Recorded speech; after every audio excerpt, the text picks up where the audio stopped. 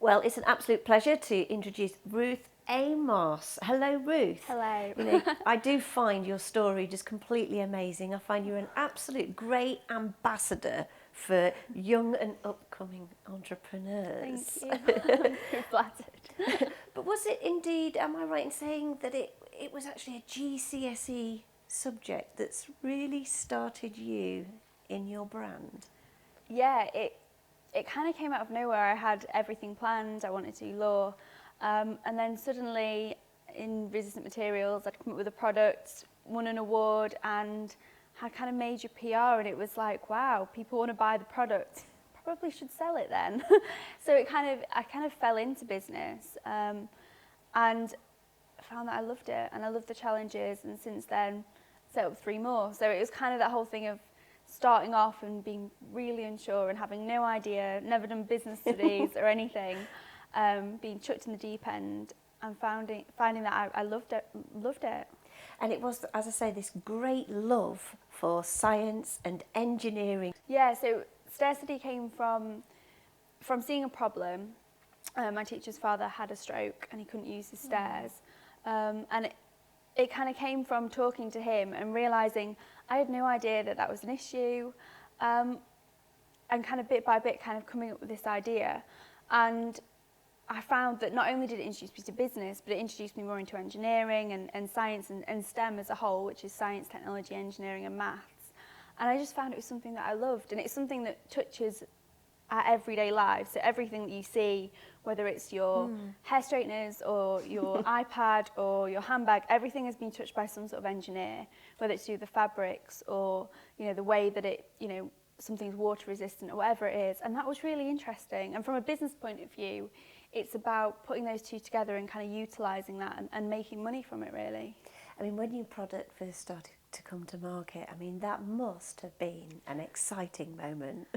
It was, and I think people kind of expect it just something like that to happen, like you press a button and suddenly you're making millions of them.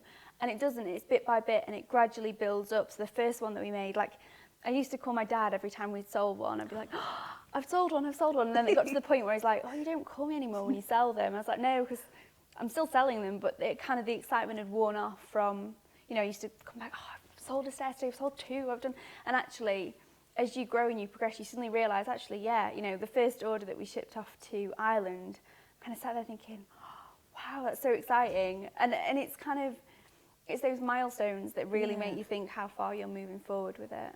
You have other passions as well, but one of them in particular is, females really being involved in engineering and science. How are you going to take that forward? Well, for me, I think it's really important that we inspire the next generation. So I want to do, I do a lot of work in schools. I want to do more kind of engineering communication work. So work in the media, looking at how we inform youngsters about STEM, and also how we encourage them to look at that as a potential career. Or also, I mean, Britain is known for its engineering and its science and for the fantastic things that we do. And all of those still, they link to business as well. And they do some amazing things for our economy and for the world, as a whole. And in the UK, we're starting to slightly lose that and to lose that edge. And it's about looking at the next generation and how we can inspire them to go and do something really exciting. I mean, when you actually look back at your schooling now, obviously it was very good. It's set you in good stead. But what would you say to those people who maybe aren't academic, but maybe have got business skills too? Would you encourage them to maybe try something different, maybe go into business? Oh, definitely. I think business is one of those really interesting things, because you meet a lot of people who are very academic, who are good at business, and people who really weren't academic at all and are fantastic at business. So actually, when it comes to things like business, how many GCSEs or A-levels or whether you went to school in the first place actually doesn't really matter. A lot of it is about people skills, it's about communication, and it's about having something that people want to buy or a service that people want to buy. And that's not something, you can get kind of an exam. When I go into schools and see like business exams and things, it's not the same. No. It's not really real business until you've actually set up a business.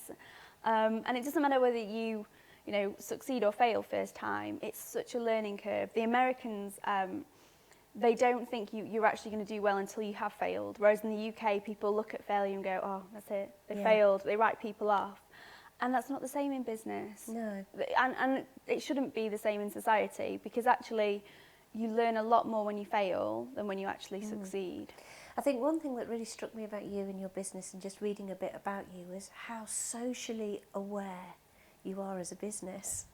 That's quite amazing, isn't it? Most people just carry on the business and they don't really care about what happens socially. But yeah, there's opportunities that we've turned down because we felt that they weren't morally or ethically right. For us, we deal with,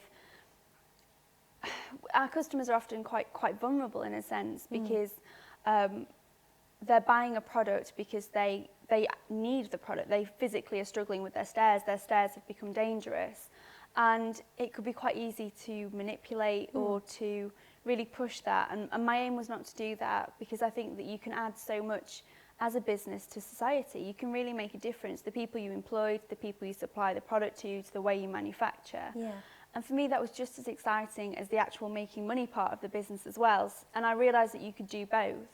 And that's what I really kind of enjoy. And I think it's really interesting. I've just come back from Zambia, helping a charity build a house out there. And it was such an amazing experience. But for me, it was actually the fantastic thing of doing something for someone else. Yeah. And no saying at all, but it was just so rewarding. And that's what I like to, I like to think that as a business, we're doing, something above and beyond for our customers. And it gives you that warm feeling. Do you think though as well, when you look at situations like that, does that inspire you, especially with your engineering and science background, to actually go and develop and invent more products? It was fascinating. Building the house was amazing, and actually we decided to put a water storage system on the side of the house, which doesn't usually happen over there. And it was just, there's fantastic things that come from, countries like Africa and India. The slums where they have they fill water bottles with bleach, and they cut a hole in the top, and they put it in the top of the roof. Wow. And it actually acts as a natural light bulb, because the slums are so dense that they can't get light through into individual houses. And it's things like that that are simple, and it's engineering, and that is, for me, that just encapsulates everything that I think. And the little cogs about. are whirring away. It doesn't have to be complicated. It doesn't have to be like, next generation kind of sci-fi impossible things. It can be something really simple that just affects people's lives. Well, Ruth, you are truly an inspiration, not just to the young, but also to us oldies as well, Wow. But you are an inspiration, and I think we are going to see even greater things from you in the future. So thank you very much as well for joining us. Thank you for and talking all to me. success for the future as well. Thank you very much, Ruth. Thank you.